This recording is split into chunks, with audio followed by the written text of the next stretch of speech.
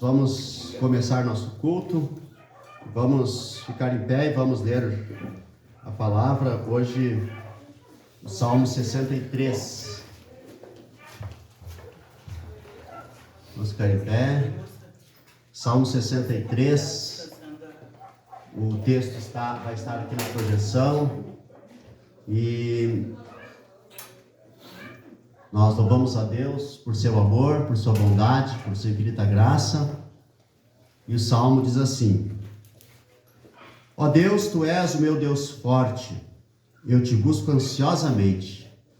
A minha alma tem sede de Ti, o meu corpo Te almeja, como terra árida e exausta sem água. Assim eu Te contemplo no santuário, para ver a Tua força e a Tua glória. Porque a Tua graça é melhor do que a vida, os meus lábios Te louvam. Assim cumpre-me bem dizer-Te enquanto eu viver, em Teu nome levanto as mãos. Como de banha e de gordura farta-se a minha alma, e com júbilo nos lábios a minha boca Te louva. No meu leito, quando de Ti me recordo, em Ti medito durante a vigília da noite, porque Tu me tens sido auxílio, à sombra das Tuas asas eu canto jubiloso.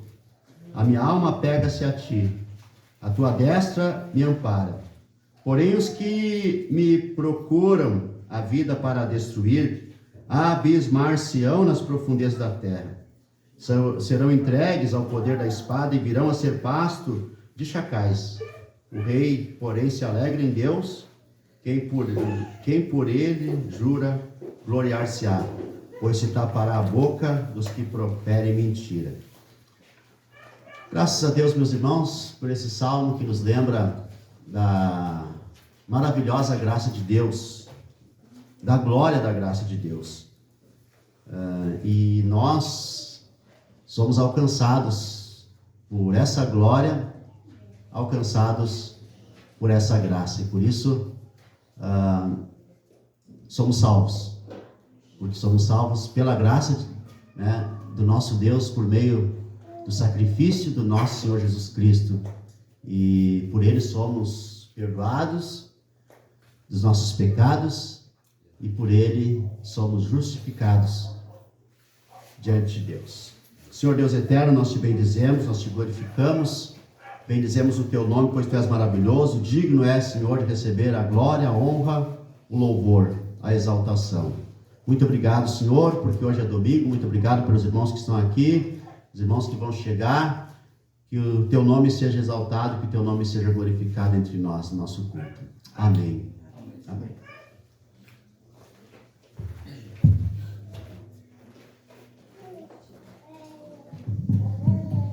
Amém, irmãos.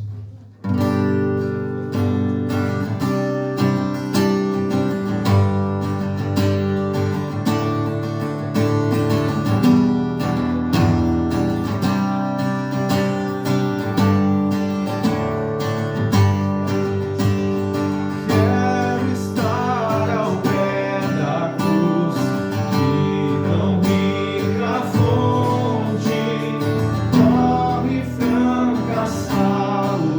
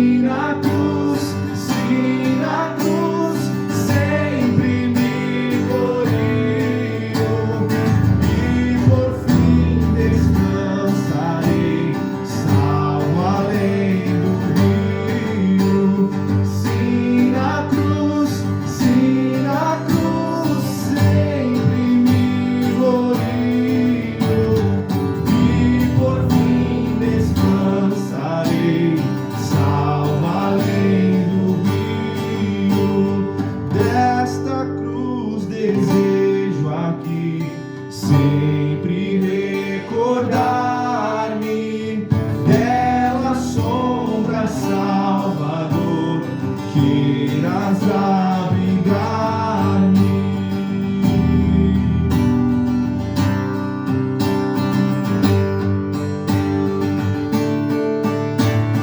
Vou na graça me gloriar, sempre na cruz eu esperarei, firme até o dia chegar, quando afinal te encontrarei. Vou na graça me gloriar, sempre na cruz eu esperarei, firme até o dia chegar, quando afinal te encontrarei. Se na cruz, sempre me glorio, e por fim descansarei, salvo além do rio. Se na cruz, sempre me glorio, e por fim descansarei, salvo além do rio. Junto à cruz, ardendo em fé, sem temor vigio, firme até a pátria ver, santa além do rio. Amém.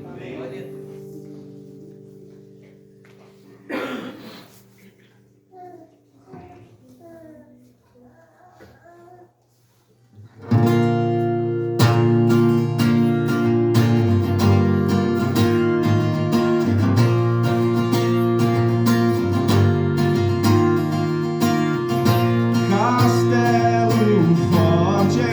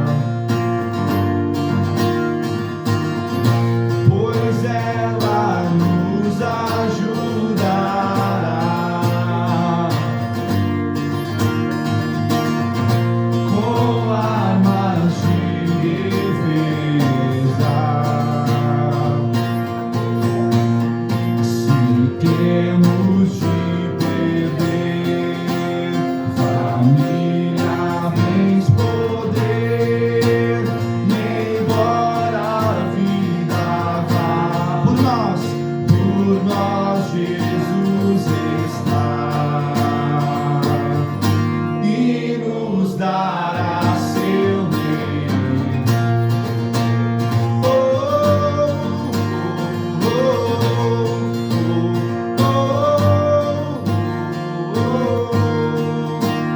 Castelo forte é o nosso Deus. Castelo forte é o nosso Pai. Castelo forte é o nosso Deus. Castelo forte é o nosso Pai. Amém. Amém. Amém. Glória a Deus. Graças a Deus. Vamos orar. Senhor Deus eterno, nós te bendizemos, nós te glorificamos, pois o Senhor é nosso Deus. Te bendizemos, Senhor, porque hoje é domingo. Te bendizemos, Senhor, porque estamos no culto. Bendizemos ao Senhor porque cantamos, porque vamos ter a palavra, a exposição da palavra, a ceia do Senhor, a comunhão entre nós. Muito obrigado, Senhor. Te louvamos, te bendizemos em nome do nosso Senhor Jesus Cristo. Amém. Meus irmãos, aproveitando que a gente ainda está em pé, vamos abrir a palavra em Provérbios capítulo 3, e hoje nós vamos ler do verso 1 ao 12. E depois vamos fazer então a exposição da palavra. O texto vai estar também na projeção, vocês podem acompanhar na Bíblia. O pessoal que assiste, depois no YouTube também acompanha a leitura. Provérbios capítulo 3, que diz assim: Filho meu, não te esqueças dos meus ensinos, e o teu coração guarde os meus mandamentos, porque eles aumentarão os teus dias e te acrescentarão anos de vida e paz. Não te desamparem a benignidade e a fidelidade. Ata-as ao pescoço, escreve-as na tábua do teu coração, e acharás graça e boa compreensão diante de Deus e dos homens. Confia no Senhor de todo o teu coração, e não te estribes no teu próprio entendimento. Reconhece-o em todos os teus caminhos, e ele endireitará as tuas veredas. Não seja sábio aos teus próprios olhos, teme ao Senhor e aparta-te do mal. Será isto saúde para o teu corpo e refrigério para os teus ossos. Honra ao Senhor com os teus bens e com as primícias de toda a tua renda, e se encherão fartamente os teus celeiros, e transbordarão de vinho os teus lagares. Filho meu, não rejeites a disciplina do Senhor, nem te enfades da sua repreensão, porque o Senhor repreende a quem ama, assim como o pai ao filho a quem quer bem. Amém. Podem sentar, meus irmãos. Graças a Deus, louvamos ao Senhor por toda a sua bondade. Irmãos, hoje é o sermão número 6 da nossa jornada em Provérbios, e hoje é dia dos pais, e que Deus abençoe os pais que estão aqui presentes, que estão nos acompanhando. Que Deus abençoe a todos, aos pais mais antigos e ao pai mais novo, como o Jean, que é o primeiro ano, de Dia dos Pais no Jean. Então, parabéns a todos, que Deus abençoe a todos os pais, que a bênção do Senhor seja sobre todos. Irmãos, nesse sexto sermão, nós vamos, o tema que eu quero trazer é a glória de viver a vida observando os mandamentos do Senhor. A glória de viver a vida observando os mandamentos do Senhor. Nós temos acompanhado o livro de Provérbios e visto que o livro de Provérbios é o ensinamento aos filhos, filhos novos, filhos solteiros ainda, que estão sendo ensinados aqui. Enquanto os pais ensinam os filhos, eles examinam a própria vida, eles reaprendem a vida, eles examinam o próprio modo de viver. E esse texto, ele começa de forma bem clássica como o livro de Provérbios. Filho meu, o pai falando ao seu filho, ou aos seus filhos, né? Especialmente aqui, para transmitir o ensino, né, que Deus queria transmitir, ele então usa a figura de um pai ensinando o filho. E na cultura judaica, né, o livro de Provérbios era um resumo, né, de como os pais ensinavam os filhos sobre os mandamentos, até hoje, né, porque um filho, por exemplo, de 14 anos, um menino de 14 anos, a gente pensa, o judeu faz assim, não, boa parte não faz, né, mas a parte tradicional, a parte religiosa do judaísmo faz isso, ensina a Torá, né, a lei de Deus, para que eles tenham quase decorados isso com 14 anos. O homem adulto, ele precisa ir para a sinagoga no sábado, ler em voz alta a Torá o dia inteiro e recita durante o dia também partes da Torá, da lei de Deus. E então o judeu religioso e os pais religiosos do judaísmo fazem isso com rigor, com rigor. Dizem que os rabinos, né, os mestres judaicos, eles sabem de cor o Pentateuco inteiro, né, a Torá inteira, de cor, eles sabem. Não sei se é possível, mas dizem que sim. Então, meus irmãos, eu quero trazer hoje essa ideia de que a gente, se observar os mandamentos do Senhor, nós teremos uma vida perfeita. Né? Perfeita no sentido do máximo daquilo que nós podemos viver, no sentido de integridade moral, integridade ética e com valores morais, éticos e espirituais, o máximo que a gente pode viver. A gente consegue, né? A gente é chamado a viver uma vida íntegra. E esse é um tempo, meus irmãos, que nós somos chamados especialmente para isso, uma vez que a cultura maligna, a cultura da imoralidade sempre foi divulgada, sempre existiu, sempre foi forte e sempre teve uma espécie de supremacia nas culturas. Né? O viés imoral da cultura, em todas as culturas da humanidade, sempre teve uma supremacia. E hoje, né, tá muito na moda, muitos mestres, né, falando o seguinte: resgatar aquilo que é antigo, resgatar, e eu comentava ainda ontem sobre isso. Eu tenho visto alguns coaches, né, ou mestres na internet falando: nós temos que resgatar o homem clássico. Muitos dizem isso, nós temos que resgatar o homem clássico. E o homem clássico, só que na minha visão da coisa, o homem clássico nunca existiu.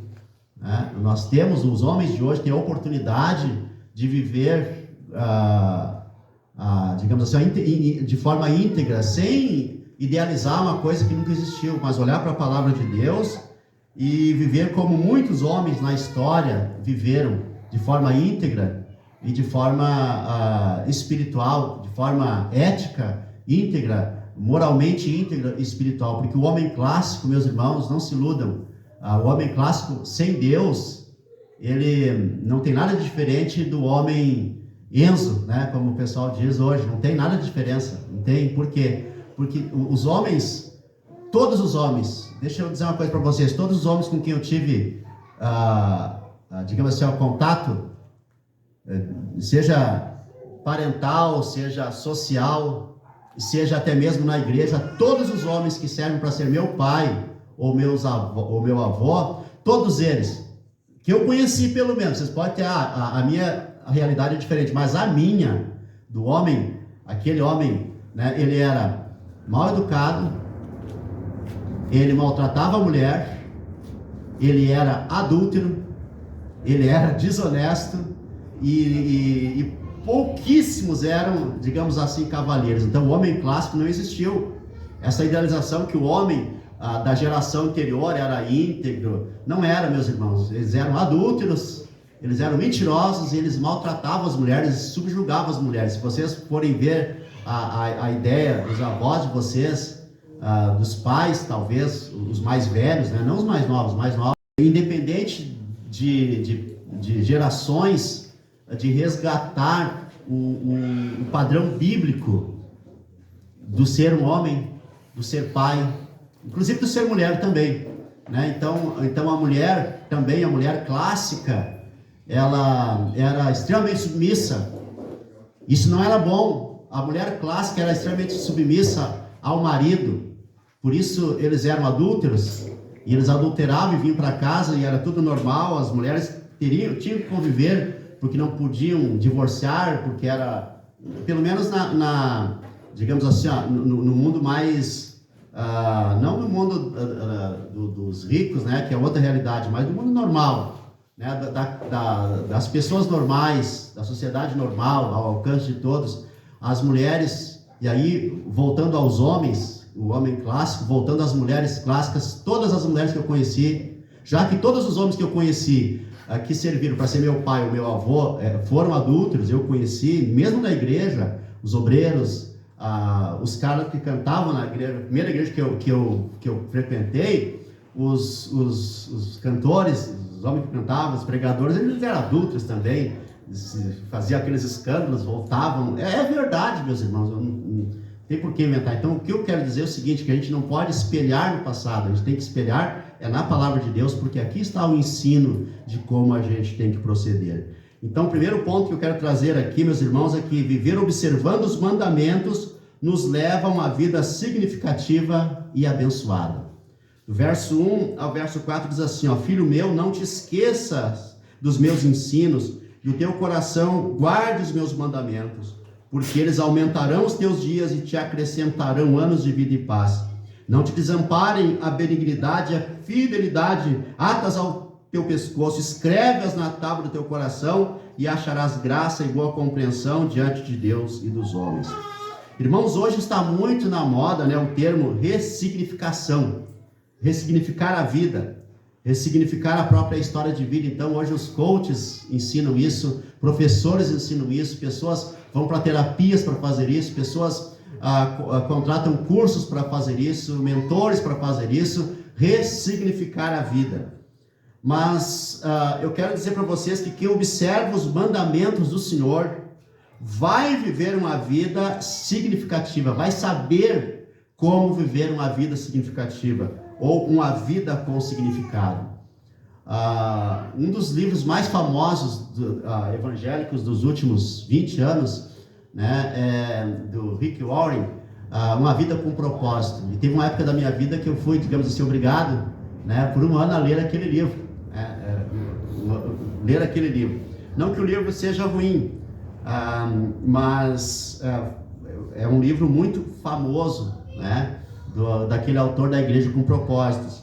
E agora, irmão, se alguém vivesse os mandamentos do Senhor, se alguém amar os mandamentos do Senhor, ensinar os filhos o mandamento do Senhor, e viver dentro de casa os mandamentos do Senhor, eles não precisam ir em busca de ressignificação da vida e da história e da própria biografia, porque eles viverão uma vida significativa.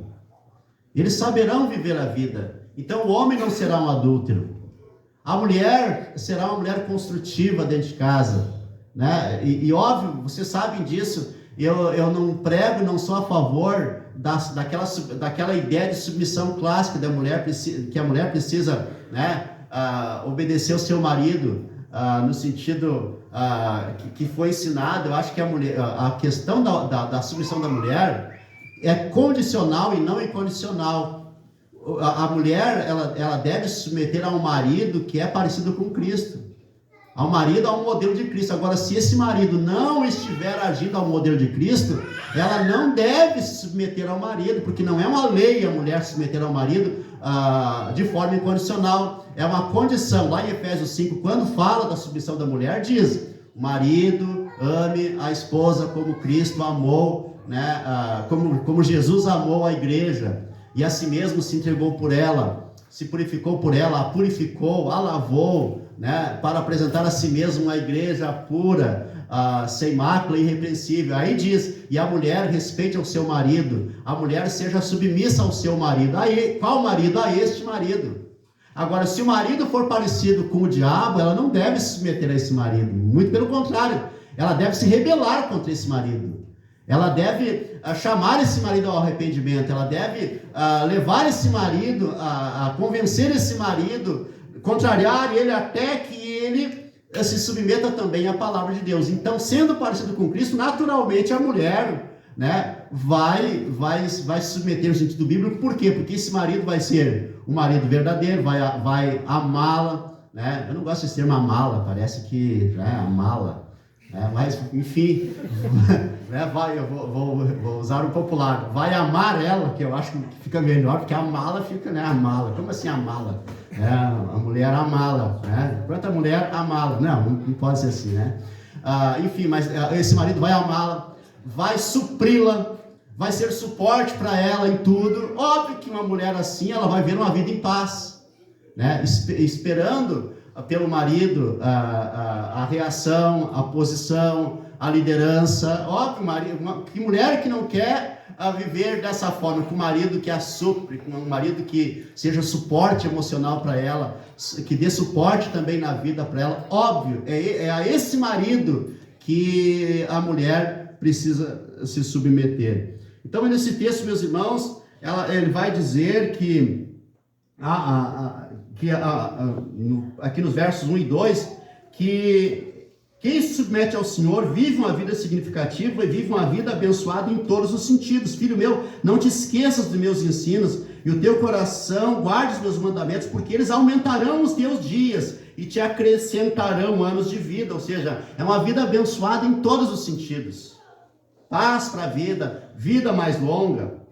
E também, nessa parte do texto, também fala que é uma vida com cuidado divino. Verso 3, não te desamparem a benignidade e a fidelidade, atas ao teu pescoço, escreve-as na tábua do teu coração. É uma vida, né, com o cuidado divino, alcançada pela benignidade, pela fidelidade divina. É uma vida com favor divino.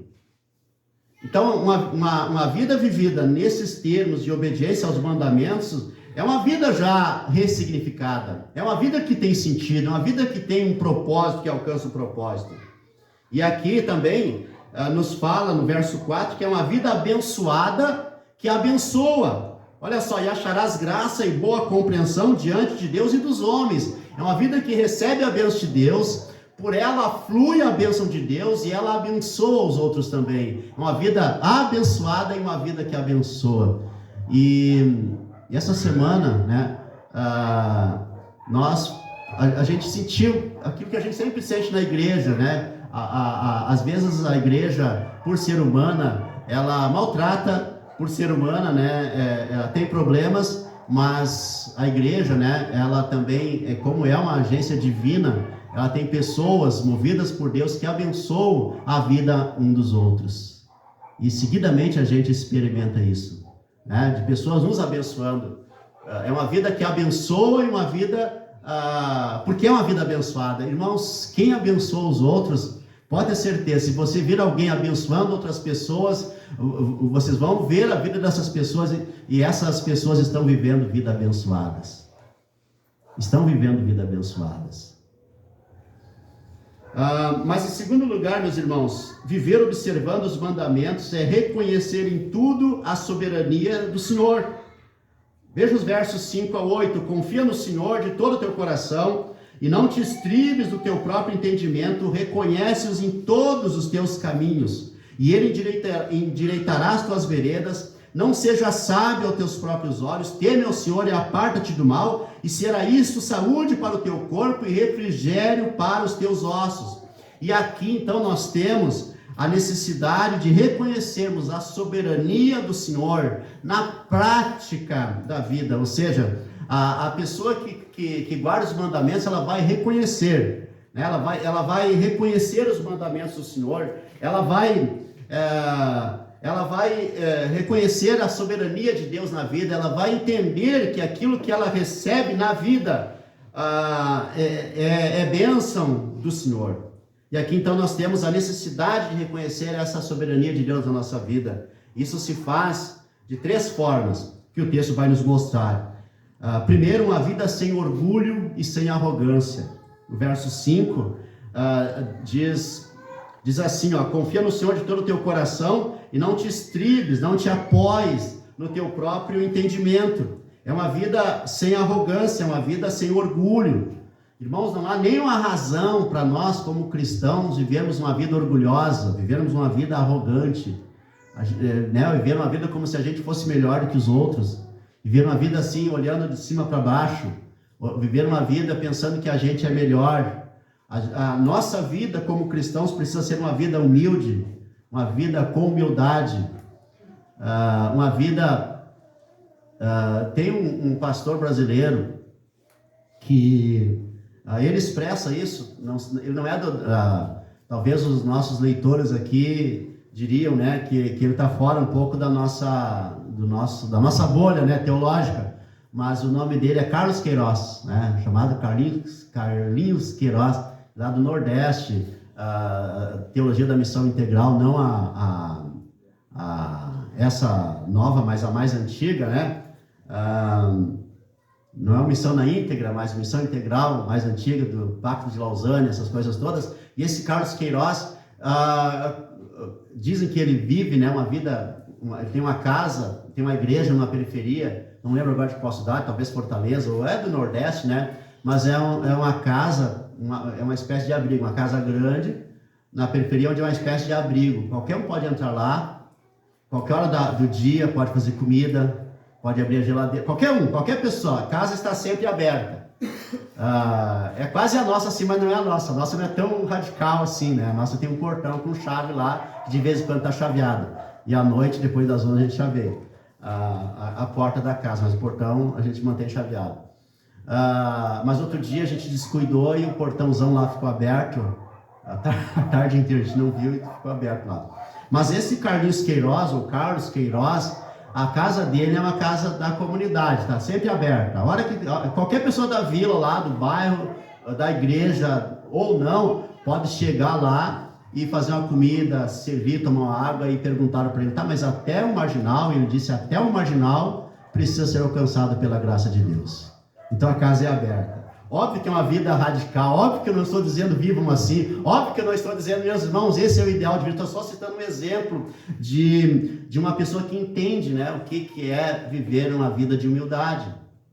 É isso, como Francisco de Assis, ou São Francisco, que um dia, né, tirou as riquezas, colocou um chinelo e saiu pelo mundo convidando pessoas para ir de casa em casa pegando doações e ir de casa em casa distribuindo doações. Tipo, tinha, né, os mais antigos lembram do Chico Anísio, e tinha um quadro, quem tem põe, quem não tem tira, né? É uma espécie assim de uma bandeja, quem tem põe, quem não tem tira. Não lembro se era uma igreja ou não, mas era uma espécie de salva, né? Então quem tinha, colocava ali, quem não tinha, tirava dali, né? E teve um pastor que eu conheci que fazia isso na igreja dele. Era uma igreja grande, de umas 300 pessoas, então ele tinha lá a bandeja de doações, e ele dizia, pessoal, aqui nós vamos fazer, hoje é a hora da doação, a hora da oferta, então quem tiver, doe, quem não tiver e quem estiver precisando, pegue, né, uma seja honesta e tiver aquela experiência lá. Não sei se é boa, não sei se é ruim, estou só citando exemplos para me referir como Francisco de Assis fazia. Ele tinha um grupo de pessoas que ele saía tipo fazendo um arrastão do bem, né? Então ele chegava na tua casa, se tu era uma pessoa que tinha doações, doava, mas se era uma casa extremamente pobre, pegava. Então, meus irmãos, a vida cristã é uma vida de humildade, é uma vida que você, olha só, eu não estou aqui dizendo como você deve ser humilde, mas eu estou dizendo aqui que você precisa, de alguma forma, exercitar uma humildade que seja ao teu alcance, que seja de acordo com a tua cultura pessoal, que você entenda que aquele tipo de vida glorifique a Deus. Amém? Também, meus irmãos, esse texto, né, aqui nos diz que a vida que reconhece a soberania divina é uma vida dependente do Senhor, ao reconhecer que a própria vida é dádiva divina. Veja o verso 6, reconhece-o em todos os teus caminhos e ele endireitará as tuas veredas. Aquela pessoa que reconhece a soberania de Deus na vida, ela vive uma vida dependente do Senhor e ela reconhece que a própria vida é dádiva divina. E a minha pergunta é o seguinte, meus irmãos, você sabe qual é a suprema forma de devoção e a suprema forma de viver? é a vida que vive dando graças. É a vida que vive dando graças. E eu quero te perguntar, quantas vezes você deu graças pela vida essa semana, por sair de casa, por ter um emprego, por ter um recurso financeiro, por ter uma cama para deitar, por ter um travesseiro, um cobertor quentinho, uma comida quentinha, por ter um marido, por ter uma esposa, por ter filhos, por ter, né, uma casa, por ter uma família? Quantas vezes vocês lembraram, graças a Deus? Quantas vezes você reclamou ao invés de agradecer? E eu pergunto mais, será que na vida da gente, na vida de vocês essa semana, a pergunta que eu faço, que não é para responder, é para responder para dentro, né? Você mais deu graças ou mais reclamou? Aí é que está. Mas também, uma vida que reconhece a soberania de Deus, é um reconhecimento de que sem o Senhor, tudo se inclina para o mal. Essa é a verdade. Sem o Senhor, tudo se inclina para o mal, inclusive nós mesmos, inclusive nossos pensamentos, inclusive a nossa mentalidade, inclusive nossa emocionalidade se inclina para o mal. Se a gente não reconhecer a soberania de Deus na vida, meus irmãos, nós nos inclinaremos para o mal, porque essa é a nossa natureza, é a inclinação para o mal. Versos 7 e 8 vai dizer assim, não seja sábio aos teus próprios olhos, teme ao Senhor e aparta-te do mal, e será isto saúde para o teu corpo e refrigério para os teus ossos. Sem esse reconhecimento, né, do espaço de Deus na nossa vida, nós nos inclinamos para o mal, e tudo se inclina para o mal. E se a gente não reconhecer a soberania de Deus, meus irmãos, as coisas vão se deteriorando, porque aquilo que nós não trabalhamos para melhorar, o tempo trabalha para piorar. Essa é a questão. E por último não ainda, né? Mas viver observando os mandamentos é reconhecer que Deus é Senhor, inclusive de tudo que temos. Versos 9 e 10, honra o Senhor com os teus bens e com as primícias de toda a tua renda, e se encherão fartamente os teus celeiros e transbordarão de vinho os teus lagares. Obviamente que aqui, geralmente, os irmãos, os pregadores, já cobram o dízimo, né? Já cobram as primícias. Aliás, eu quero perguntar, você já fez a sua contribuição do mês? É uma resposta para dentro, tá? Não precisa dizer sim ou não, é a resposta. Já fez a sua contribuição do mês? Mas, obviamente, que aqui não está nem falando de dízimos e nem de primícias, como se entende hoje nas igrejas. Obviamente que não, o texto está muito claro. Honra ao Senhor com os teus bens e com as primícias de toda a tua renda, e se encherão fartamente os teus celeiros e transbordarão de vinho os teus lagares. Aqui não está falando de dízimos e primícias entregues na igreja, mas ao Senhor. E não é a mesma coisa. Porque alguém pode entregar na igreja e não entregar ao Senhor. Alguém pode entregar ao Senhor e não entregar na igreja. Mas não está falando só dessa parte aqui. Aqui está dizendo, aqui alguém pode dizer, mas as primícias é a primeira parte. Na Bíblia não. Na Bíblia as primícias é o que significa, é o todo. Então entrega ao Senhor tudo. As primícias da tua renda, ou seja, o valor da tua renda. Por exemplo, Jesus é primícias para Deus. No povo de Israel, Deus pedia, né, primícias da plantação. Por exemplo, a primeira parte da colheita era uma parte para Deus, uma parte para os pobres, e depois recolhia para si, né? E como o povo não estava fazendo isso, então Deus fez o seguinte: bom, vocês não sabem como fazer, né? Porque os israelitas faziam como o irmão guloso, ou o irmão mais velho, que quando tem lá 5 maçãs, 5 balas, ele pega 4 e deixa uma para o irmão. E era mais ou menos isso que os israelitas faziam. O que Deus fez? Ele disse o seguinte: bom, para que os pobres tenham direito à tua plantação, e era assim, para que os pobres tenham direito à tua plantação, havia uma lei seguinte: se você plantasse qualquer coisa, as bordas, né, a parte de fora você não podia colher para você, era pecado, você tinha que deixar para os pobres, que eles podiam alcançar com a mão aquela parte ali e colher. Você tinha direito à parte de dentro. Então você estabelecia uma borda, né? Uma borda, meio metro para fora dos pobres, para dentro tudo é meu, né? E a minha parte eu ainda vou dividir com o Senhor. Que maravilha isso. Então, meus irmãos, aqui, deixa eu explicar bem para vocês isso aqui, para que não haja mal entendimento. Não está falando de doação à igreja, mas de reconhecer que o Senhor é o dono do que temos. Honrar ao Senhor é servir a Deus com o que temos. E aqui, meus irmãos, tem duas formas que o texto vai dizer. Primeiro, viver desapegado das coisas, ou de coisas, considerando que o que temos é dádiva do Senhor. Por isso o verso 9 que diz, honra ao Senhor com os teus bens e com as primícias de toda a tua renda, ou seja, o que temos é de Deus. E por isso, quando Deus pede, e como Deus pede, aí que tá, a gente não precisa nem esperar um pastor pedir, nem esperar uma voz de Deus mandar, a gente vai ser movido. Quando nós precisarmos repartir alguma coisa, nós vamos ser movidos a isso. Obviamente que isso não vai ser todos os dias, e obviamente que isso também não vai deixar de acontecer alguma vez, né? Porque algumas vezes a pessoa diz, nunca senti, nunca dou. Ou daquelas pessoas, você tem que repartir. Não é uma imposição que alguém vai fazer, não é um líder que vai fazer isso, não é um governo, não é um pastor, é você que vai servir a Deus. E o adorador, aquela pessoa que serve, aquela pessoa que considera que tudo que ela tem pertence a Deus, essa pessoa vai doar, essa pessoa vai repartir. Então honra o Senhor com os teus bens, viver desapegado de coisas, considerando que o que temos é a dádiva do Senhor. Mas veja, meus irmãos, aqui diz também no verso 10 o seguinte: e se encherão fartamente os teus celeiros e transbordarão de vinho os teus lagares. Então a ideia é a seguinte: bom, eu vou doar para receber, mais ou menos o dízimo, né? Eu vou dar 10% e Deus vai me devolver em abundância, mas não é essa a ideia é diferente. A ideia é a seguinte: a consequência é que sempre teremos a consciência de termos algo.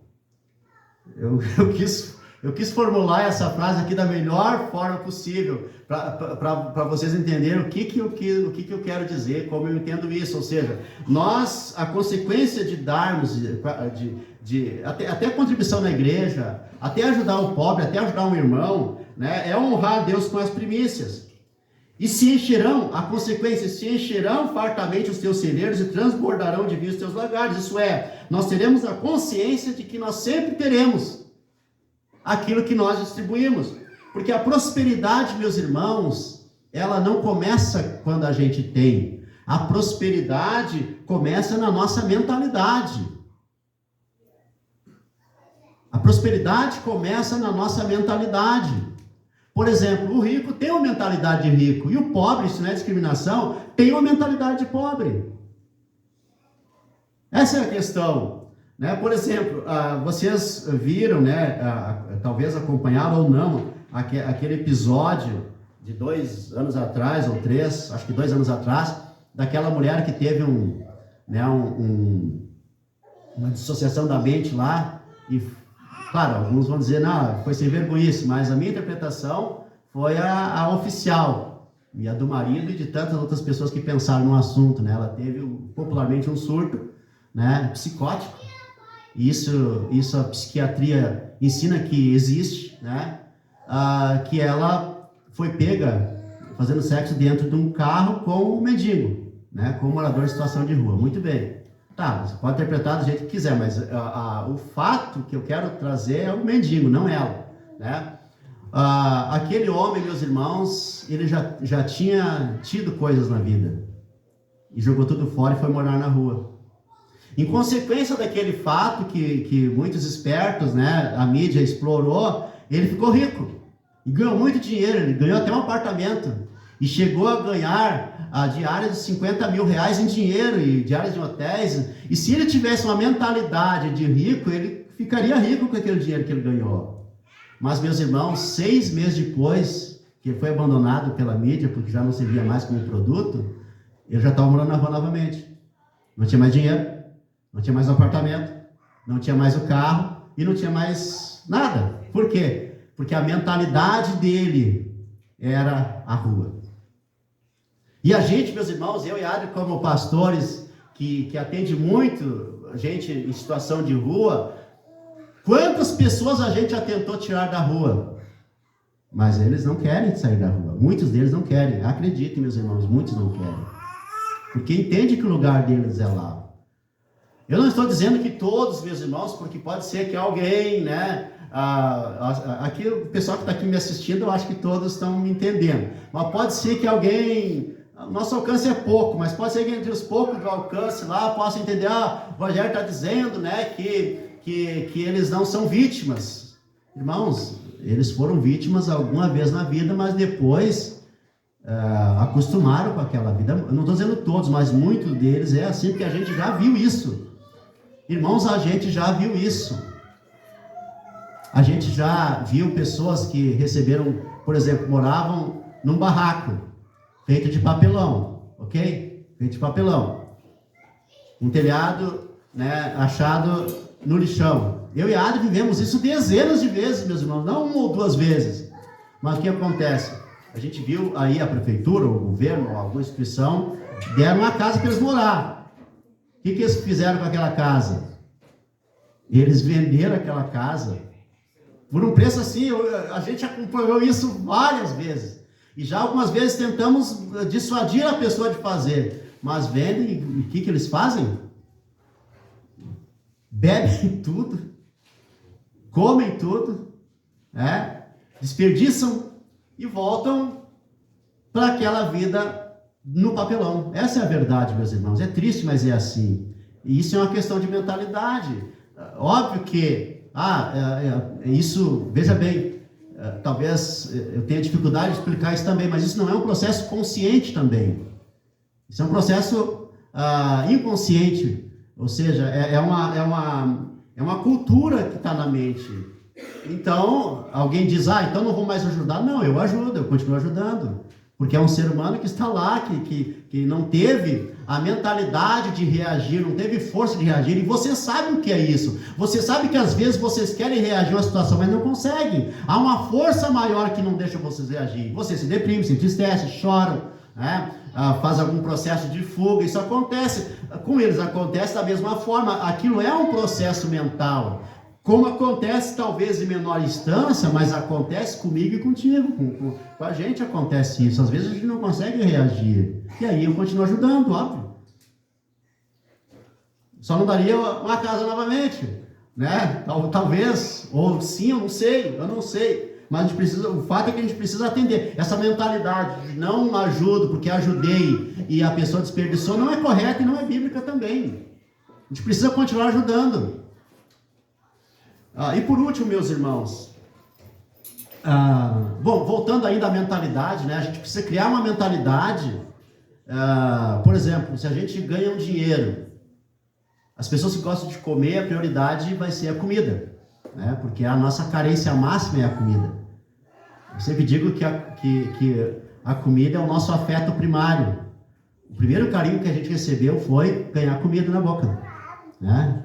E esse continua ainda sendo o carinho primal do ser humano, o carinho, né, principal do ser humano é ganhar uma comida.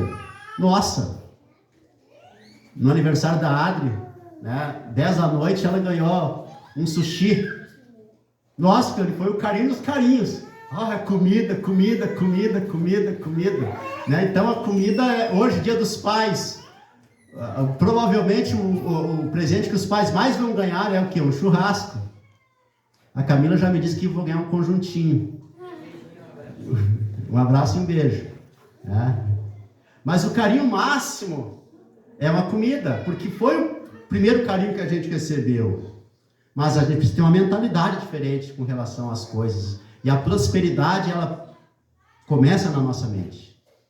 E para finalizar, meus irmãos, em quarto lugar, viver observando os mandamentos é uma vida de atitude obediente em relação ao Senhor. Versos 11 e 12. Filho meu, não rejeites a disciplina do Senhor, nem te enfades da tua repreensão, porque o Senhor repreende a quem ama, assim como o pai ao filho a quem quer bem. O Senhor nos conduz, meus irmãos, ao bem, não ao mal, por meio dos mandamentos. Ele nos conduz ao bem.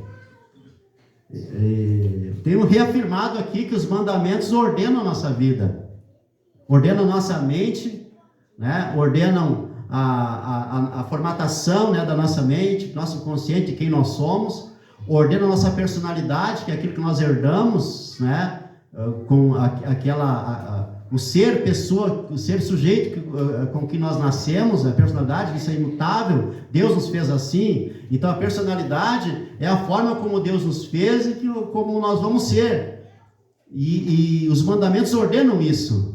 Traz ordem para a personalidade. Nossos mandamentos, nós vimos semana passada, ordenam também o nosso comportamento, que é o nosso caráter. E principalmente isso, os mandamentos ordenam o nosso caráter, ordenam o nosso comportamento. Então, meus irmãos, os mandamentos ordenam a nossa vida. E o Senhor nos conduz ao bem, não ao mal. E como nós somos humanos e pecadores, nós precisamos sempre de correção e de disciplina. Primeiramente a partir dos mandamentos. Se a gente obedecesse ao mandamento, por exemplo, não adulterarás. Se a gente obedecesse ao mandamento, honrar pai e mãe. Se a gente obedecesse aos mandamentos, cultue ao Senhor, dê prioridade ao culto. Se a gente obedecesse aos mandamentos, tratar bem o próximo. Se a gente obedecesse aos mandamentos, não falar mal do próximo. Se a gente obedecesse aos mandamentos, com relação ao próximo, sempre nós não teríamos necessidade de tanta disciplina. O fato é que nós precisamos, isso está na palavra, essa correção está na palavra. A maneira menos dolorosa, meus irmãos, a maneira menos dolorosa, preste atenção nisso, a maneira menos dolorosa de aprendizado para a vida é observar a própria palavra do Senhor. É a maneira menos dolorosa. Se alguém não quer se complicar na vida, obedeça a palavra do Senhor. Se alguém quer viver uma vida em paz, obedeça a palavra do Senhor. Observe, busque os subsídios para a vida na palavra do Senhor. Mas quem é devoto, meus irmãos, do Senhor, o devoto ao Senhor, também será corrigido pelo Senhor para não cair no mal. Por quê? E aqui nós temos duas questões. A primeira é que a disciplina é uma necessidade para a vida sábia. Verso 11, filho meu, não rejeites a disciplina do Senhor, nem te enfades da sua repreensão. Então a disciplina do Senhor é uma necessidade para a vida sábia. Aquela pessoa que vive uma vida sábia, ela ama a disciplina. Ela ama ser corrigida, ela ama quando alguém chama a atenção dela de forma necessária. Agora, a pessoa desordenada, ela odeia disciplina. Ela não gosta de disciplina. Ela não gosta de ser disciplinada. Ela não gosta de ser chamada a atenção. Ela não gosta de ser corrigida. O filho rebelde não gosta de ser corrigido. O filho disciplinado ama a correção do pai e da mãe. Mas o filho rebelde, ele acha a disciplina do Senhor, a disciplina dos pais, como diz o popular, um saco, é cansativo. Por isso aqui diz, filho meu, não rejeites a disciplina do Senhor, nem te enfades da sua repreensão, porque o rebelde se cansa da disciplina. E também, meus irmãos, isso nos mostra que a disciplina é uma prova de amor. Verso 12, porque o Senhor repreende a quem ama, assim como o pai ao filho a quem quer bem. A disciplina é uma prova de amor. O pai... outro dia eu vi até um pregador dizendo que Deus ama incondicionalmente e que corrigir, e que exigir não é a prova de amor, que o amor deixa livre, que o amor libera. Que amor mais maluco é esse de liberar? Mas está muito na moda hoje o amor que libera, o amor que não exige. E às vezes eu sou meio contrariado, principalmente na internet, porque eu estou ensinando o seguinte, que o amor conjugal, ele não é incondicional. Você não deve amar o seu marido e a sua esposa incondicionalmente. Tipo, o meu marido não me deve nada, a minha esposa não me deve nada. Como assim não deve? Não houve um pacto? Não houve um juramento de serei fiel? Me doarei a ti todos os dias até o final da vida? Não foi assim? Então, por exemplo, o marido adúltero, por exemplo, a mulher tem que amar o marido adúltero. Não tem que amar, ela tem que exigir dele fidelidade. O amor, aí eles dizem o seguinte, o amor que exige não é amor, porque a essência do amor é não exigir. Ama-se e não se exige. Ama-se porque o amor, diz a palavra, tudo suporta, mas lá é outro tipo de coisa que está falando, não é o amor conjugal. Imagina, meu bem, eu te amo, mas não precisa ser fiel, não vou exigir nada de ti. Como assim? Não, eu amo e exijo, eu sou fiel e exijo a tua fidelidade. Eu te amo e exijo o teu amor.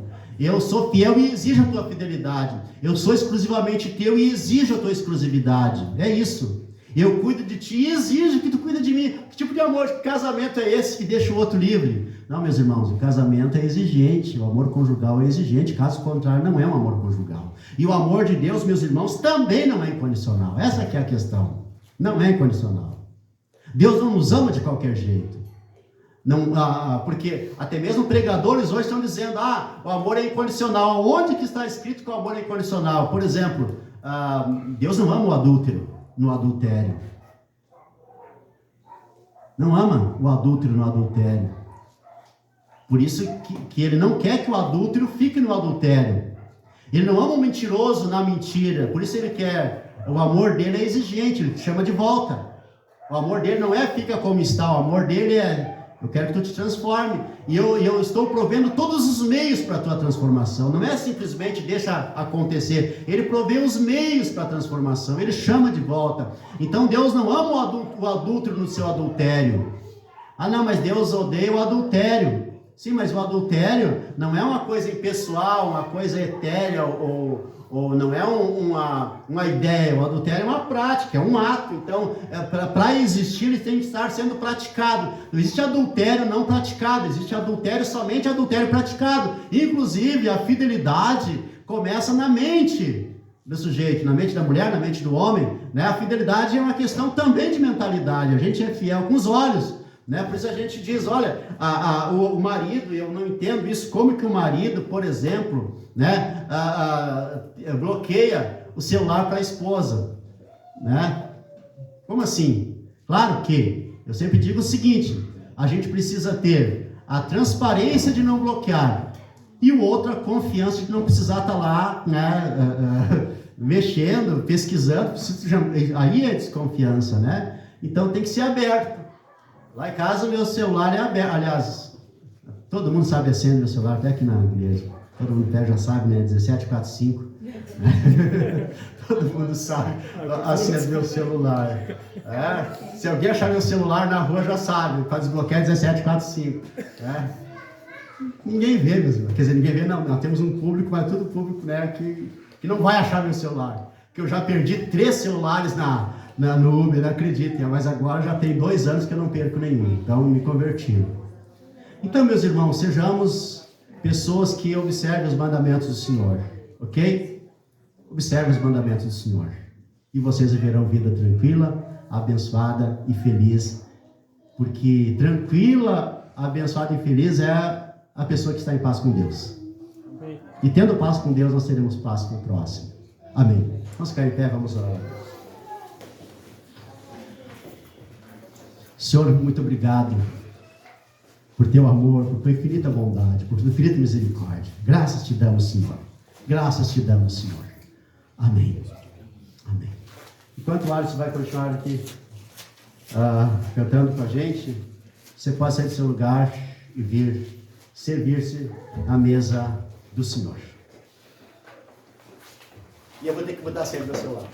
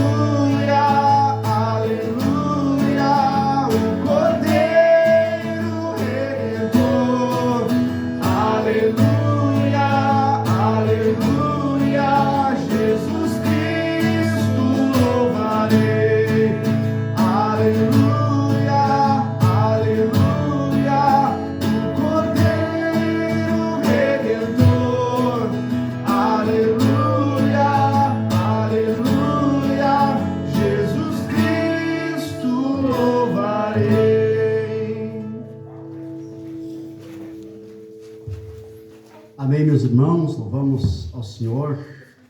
A palavra do Senhor nos diz que o Senhor Jesus, na noite em que foi traído, tomou o pão e, tendo dado graças, o partiu e disse: este é o meu corpo que é dado por vós, façam isto em memória de mim.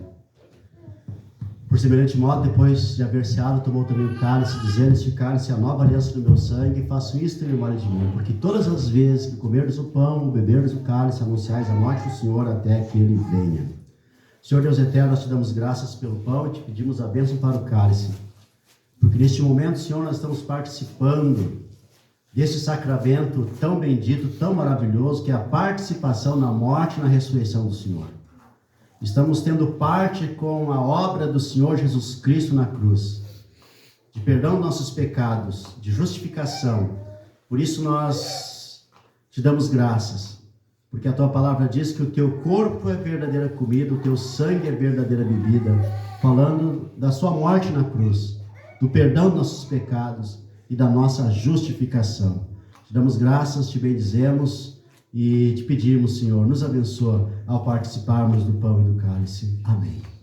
Comam o pão, meus irmãos, em nome de Jesus.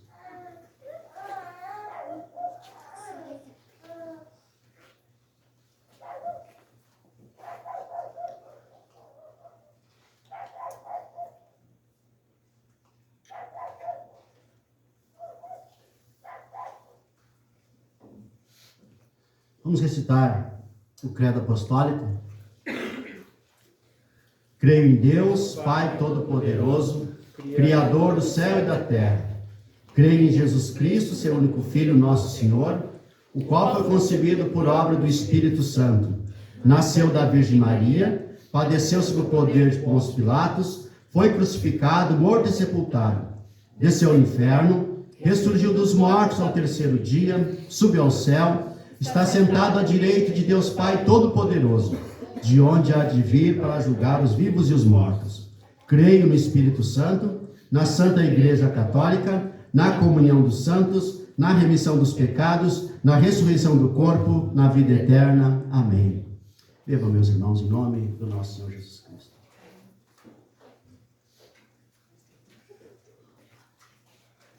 Graças a Deus. Te louvamos, Senhor, te bendizemos, te exaltamos, te glorificamos. Grande é o Senhor, maravilhoso é o Senhor. Digno é o Senhor de receber toda a honra, toda a glória e todo o poder. Amém. Vamos recitar, meus irmãos, a oração do Senhor e depois recebam a oração intercessória. Recitem comigo a oração, ore comigo a oração do Senhor. Pai nosso que estás nos céus, santificado seja o teu nome, venha o teu reino, faça-se a tua vontade, assim na terra como no céu. O pão nosso de cada dia dá-nos hoje, e perdoa-nos as nossas dívidas, assim como nós temos perdoado aos nossos devedores. E não nos deixes cair em tentação, mas livra-nos do mal, pois teu é o reino, o poder e a glória para sempre. Amém. Senhor Deus eterno, nós te bendizemos, nós te glorificamos, te damos graças pelo culto, te damos graças por hoje ser domingo, te damos graças por hoje ser dia dos pais, te damos graças pelos pais, Senhor, e que o teu nome seja glorificado em tudo. Também abençoa a semana de cada um, Senhor, trazendo paz, saúde e provisões a cada um, em nome do nosso Senhor Jesus Cristo. Amém. Irmãos, a graça do Senhor Jesus Cristo, o amor de Deus e a comunhão do Espírito Santo seja com todos vós. Amém.